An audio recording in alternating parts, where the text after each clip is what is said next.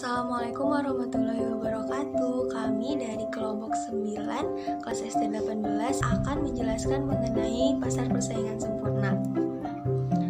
Pada kali ini, hal-hal yang akan kami bahas adalah pengertian pasar persaingan sempurna, ciri-ciri pasar persaingan sempurna, kemudian ada kasus 1 mengenai e-commerce, dan ada studi kasus 2 mengenai penjual daging. Berikut adalah penjelasan dari materi-materi kami tersebut. Pengertian pasar persaingan sempurna. Pasar persaingan sempurna merupakan jenis pasar dengan jumlah penjual serta pembeli yang melimpah. Produk dan barang yang dijual oleh para pelapak di pasar ini pun cenderung serupa. Dalam pasar ini, penjual dan pembeli tidak dapat mempengaruhi harga, sehingga harga di pasar benar-benar merupakan hasil kesepakatan dan interaksi antara penawaran dan permintaan. Ciri-ciri pasar persaingan sempurna. Yang pertama, banyaknya jumlah pembeli dan penjual. Yang kedua, barang atau jasa yang diproduksi bersifat homogen. Artinya, satu jenis barang merupakan barang pengganti atau substitusi untuk barang dari penjual lain.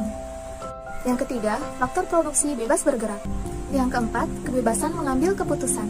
Harga barang dan jasa terjadi dan disepakati akibat interaksi antara permintaan dan penawaran di pasar. Yang kelima, pembeli dan penjual mengetahui keadaan pasar. Yang keenam, produsen bebas keluar masuk pasar. Studi kasus 1 e-commerce. Sebagaimana yang kita ketahui, di masa pandemi ini membuat e-commerce semakin marak di khalayak umum. Contohnya adalah Shopee, Tokopedia, dan Lazada.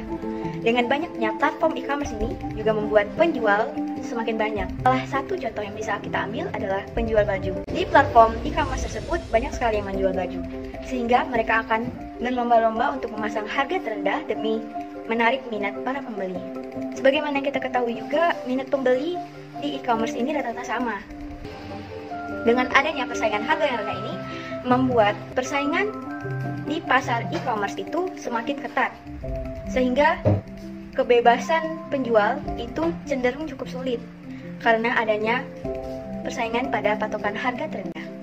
Selanjutnya saya akan menjelaskan mengenai pembahasan untuk studi kasus 1 tentang e-commerce tadi. Dari kasus itu, kita bisa melihat bahwa dalam e-commerce terdapat potensi-potensi terjadinya perilaku anti persaingan yang sehat.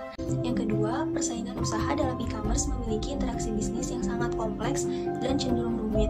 Contohnya, e-commerce melibatkan platform sebagai intermediary, network effect yang mampu menciptakan market contestability yang lebih tinggi. Yang ketiga, meskipun produsen dan konsumen mudah keluar masuk pasar, persaingan harga dalam e-commerce tetap sangat tinggi. Banyaknya produsen dengan produk yang sama dan menawarkan harga yang bervariasi. Tentu saja hal tersebut akan menguji mental produsen juga konsumen. Yang keempat, kita bisa menyimpulkan bahwa dalam e-commerce tidak dapat digolongkan sebagai pasar persaingan sempurna. Baiklah, di sini saya akan membahas studi kasus 2 mengenai penjual daging. Dengan adanya keberadaan penjual daging di Indonesia, yang sekarang ini yang mulai banyak dan cukup berkembang, tetapi untuk kebutuhan daging konsumsi masih belum tercukupi. Terbukti dengan adanya impor daging yang berasal dari negara lain seperti Australia dan lain-lain, sehingga setiap tahunnya untuk konsumsi daging cenderung terus meningkat seiring dengan bertambahnya jumlah penduduk. Dengan hal itu, ada beberapa faktor yang mempengaruhi naiknya harga daging. Pedagang daging menduga bahwa para pengusaha peternak daging seperti sapi potong ataupun itu yang sengaja menyimpan cadangan seperti sapi hidup, sehingga terjadi kelangkaan dan melonjaknya harga daging di pasaran. Selain itu juga, adanya permainan harga yang dilakukan oleh importer daging yang berasal dari luar. Pembahasan selanjutnya yaitu tentang pembahasan studi kasus dari penjualan daging. Nah, dari studi kasus tadi terdapat beberapa hal yang dapat dibahas. Pertama, apakah penjualan daging merupakan contoh pasar persaingan sempurna? Ya, berdasarkan kehomogenan barang, daging sapi substitusinya masih berasal dari penjual lain. Bahkan penjual daging memiliki asosiasi sama penjual daging yaitu APDI. Jadi apabila suplai penjual lainnya kurang, kita bisa membeli di penjual yang lain. Berdasarkan kebebasan masuk atau keluar pasar, perusahaan juga dapat masuk dan keluar pasar dari pasar tersebut.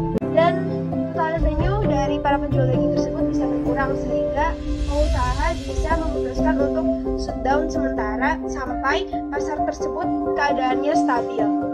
Mungkin cukup sekian dari kelompok kami. Mohon maaf bila ada kesalahan dan terima kasih. wabarakatuh.